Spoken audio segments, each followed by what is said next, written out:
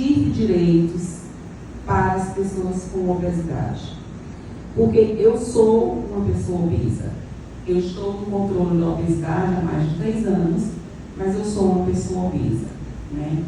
Então, antes de trabalhar a lei, que foi inspirada muito nas minhas próprias dores, na minha exclusão, na minha invisibilidade, né, eu fui também pesquisar o que a ciência fala com relação à questão da obesidade.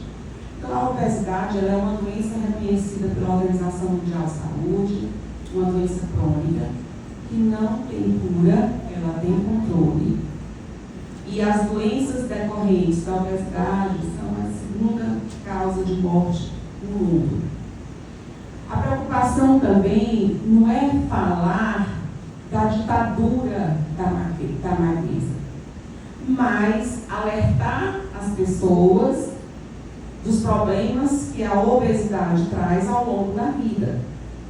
Eu senti necessidade de emagrecer há cerca de 4, 5 anos atrás. Eu sempre convivi muito bem com a minha obesidade. E quando eu fui jovem, eu não tive problemas de saúde. Mas à medida em que a gente vai envelhecendo, as limitações elas vão chegando e o sobrepeso, ele de certa forma, ele começa a influenciar ainda mais nos efeitos do processo de envelhecimento. Você começa a ter mais dores no joelho, você começa a ter uma pressão um pouco mais alta, você começa... Enfim. Então, associado a isso, né, eu fui pensando sobre algumas situações que eu vivi que foram extremamente constrangedoras ao longo da minha vida. Como, por exemplo, eu chegar no salão para pintar o meu cabelo e eu não ter uma bata que coubesse em mim. Eu chegar para fazer um exame e eu também não ter a bata dentro de uma clínica para que eu pudesse fazer uma mamografia ou uma tomografia, né? Precisar, por exemplo, fazer um exame cardiológico e a esteira que faz o teste ergométrico, ela suporta apenas até 150 quilos. São poucas as clínicas que têm uma esteira que suporta um peso superior a esse. É de eu chegar, por exemplo, para fazer uma tomografia e a clínica dizer o único tomógrafo que comporta uma pessoa obesa é na clínica tal, lá no centro. Né? Então, são situações constrangedoras. Você chegar num restaurante, você tem que colocar 2 cadeiras com medo de a cadeira que você vai sentar, ela quebrar. Né?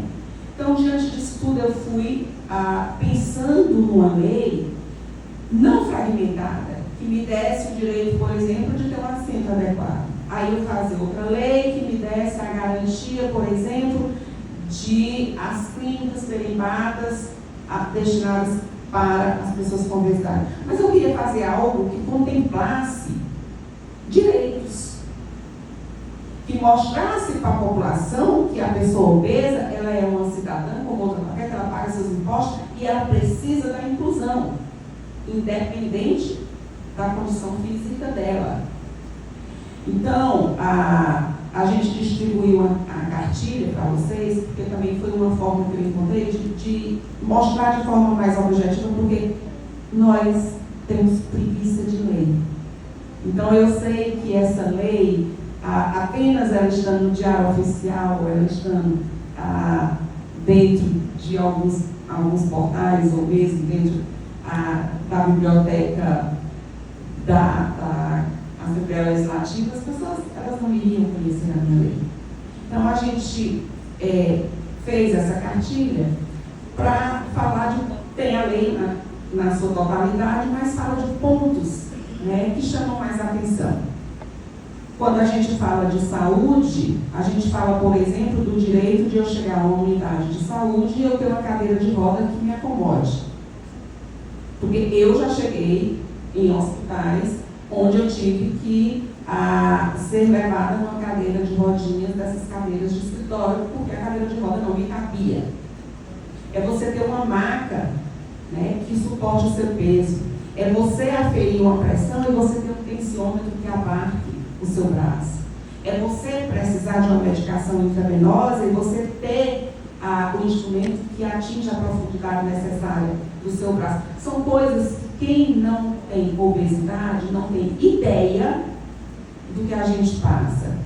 Era a gente falar de habitação e a lei garantir que qualquer unidade habitacional, conjunto habitacional, seja de apartamentos, eles tenham um percentual no térreo destinado às pessoas com obesidade.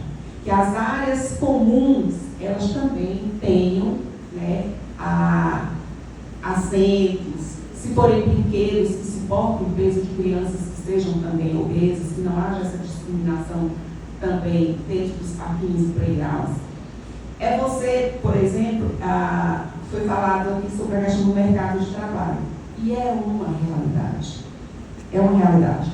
As empresas, elas não querem contratar a mão de obra de pessoas obesas, porque elas acham que são pessoas que vão ter problemas de saúde com mais frequência, vão colocar atestados médicos com mais frequência, ela não tem a agilidade física que uma pessoa que não é obesa tem. E aí, pensando nisso, a gente colocou na lei também incentivos fiscais para empresas que contratem a mão de obra de pessoas com obesidade, como nós temos incentivos para a pessoa com deficiência. Tem também a proposta do Sistema S, treinar e capacitar as pessoas que são obesas para que elas possam desenvolver atividades que não gerem nenhum prejuízo para a empresa e que ela possa desenvolver de forma confortável, sem necessariamente ter que ter um porte físico que exija, né, que ela desempenhe determinadas funções. Enfim, a questão da educação. Meu filho, ele é bariátrico, né, ele fez a cirurgia bariátrica, ele operou com 198 quilos e quando ele entrou para a faculdade não tinha cadeira que coubesse o meu filho, né? Então, a gente também coloca como uma obrigação de as escolas, as faculdades, as praças de alimentação, os cinemas, eles terem assentos destinados às pessoas com obesidade. Os transportes coletivos, os transportes públicos, o direito da pessoa com obesidade a entrar pelo lado contrário ao da catraca, para que ele não passe constrangimento de entrar e não conseguir, né, passar pela catraca. Enfim, são muitos direitos que a gente coloca e que nesse momento a gente está, é uma lei nova, muitas pessoas ainda não conhecem, né, e a gente está ainda numa fase de discutir com o Ministério Público, porque a lei ela tem que sair do papel, né? Então a gente precisa fazer todo o procedimento legal no processo de implantação dessa lei, para que a gente possa cobrar. A gente tem que notificar os espaços de saúde, os shoppings, os cinemas, da obrigatoriedade, tem que fazer um termo de ajuste de conduta, tem que dar um tempo para que as empresas possam se adequar. Ou seja, a gente está nessa fase ainda. Eu tive a grata surpresa quando a nossa lei foi sancionada, né, de que a nossa lei no Piauí foi a primeira lei, né, que fala de direitos na sua totalidade da pessoa com obesidade. Nós somos o primeiro estado do Brasil a ter uma lei completa como a nossa. Tivemos uma visita dos parlamentares do estado do Ceará, que vieram conhecer a nossa lei, e eu tive o prazer de ser homenageada por aquele estado que apresentou o projeto de lei e colocou a lei com o nome de Lei Simone Pereira, né? Então, assim, para mim foi uma grata surpresa saber que aquela plaquinha que a gente, né, enquanto Piauí, a gente saiu na frente, sim, para garantir direitos, né, para mostrar essa questão da invisibilidade. E a nível nacional está sendo discutido também hoje no Congresso Nacional, porque tem algumas coisas que a gente não pôde colocar na nossa lei, porque ela depende de uma aprovação do Congresso Nacional, como, por exemplo, os transportes aéreos, com a pessoa obesa não tem que pagar 2 assentos, porque ela ocupa 2 espaços, né? As pessoas que fizerem bariátrica pelo Sistema Único de Saúde, ela poder receber de forma gratuita as suplementações alimentares que são necessárias, né, após uma bariátrica. Ou seja, essa discussão está sendo feita a nível nacional e a gente tem se envolvido com essa discussão, sim, porque é garantir direitos. E dentro dessa cartilha, eu gostaria que depois vocês olhassem com atenção, nós fizemos essa cartilha porque nós desenhamos também a rede da proteção e a rede da garantia de direito. Porque eu tenho uma lei, mas eu tenho que saber que essa lei existe, como eu faço para essa lei garantir de fato o meu direito. Então está lá onde eu faço denúncia, qual é o papel do Ministério Público, qual é o papel da delegacia especializada, porque tem que ser delegacia especializada, porque infelizmente no Brasil gordofobia não é crime ainda, né? E a gente tem que lutar para que a gordofobia seja crime, sim, porque é uma forma de preconceito. Então, a gente pede que vocês divulguem, né, as nossas leis, infelizmente, no nosso país, são leis que são extremamente bem elaboradas, que garantem direitos, mas que, infelizmente, a população não conhece a lei e não sabe como ter acesso a essa sua garantia de direito. Então, a gente desenhou aí a rede de proteção que vai te dizer a obrigação do Estado.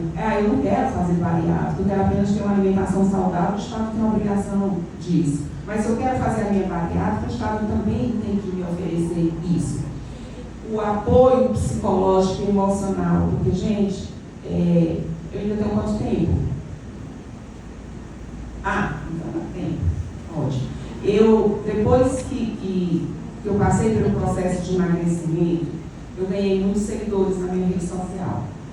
E eu fiquei espantada com vários depoimentos que eu recebi. Pessoas que me pediam: Simone, me ajuda, como é que você conseguiu isso? Eu não consigo, eu não me aceito. Mulheres que tentaram suicídio por não se aceitarem. E o mais grave, a gente assumir culpas que não são nossas, principalmente no que diz respeito a relacionamento. Então, uma mulher gorda, quando ela é traída, ela acha que ela foi traída porque ela é gorda. O casamento dela acabou porque ela se relaxou. Ela relaxou, ela não teve autoestima, ela assume essa culpa. Então a gente precisa de um apoio psicológico, de um apoio emocional, porque eu só consegui emagrecer porque eu fiz muita terapia. Eu precisei de ajuda. Eu precisei de nutricionista, eu precisei de terapia, eu precisei de endocrinologista, eu precisei de personal trainer. Isso é caro. Isso é muito caro. As pessoas, elas não têm acesso a essa rede que possibilita um processo de emagrecimento. E a gente tem que brigar por isso, porque as doenças decorrentes da obesidade, elas custam muito mais do que o governo poder oferecer à população acesso a esporte, acesso à alimentação, acesso ao controle da obesidade. As medicações estão aí sim, mas são caríssimas. Uma injeção de Ozempic é mais de R$1.000. A Mounjaro, você compra até por R$6, R$7.000. Como que uma pessoa assalariada ela vai ter acesso a essas medicações? Controlar a obesidade também é caro. Você controlar,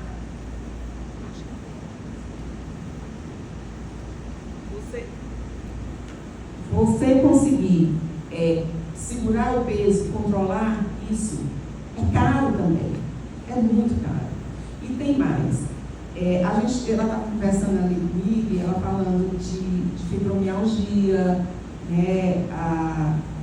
As pessoas, elas não têm preconceito contra a fibromialgia, por isso a lei correu de uma forma tão rápida e garantiu alguns direitos.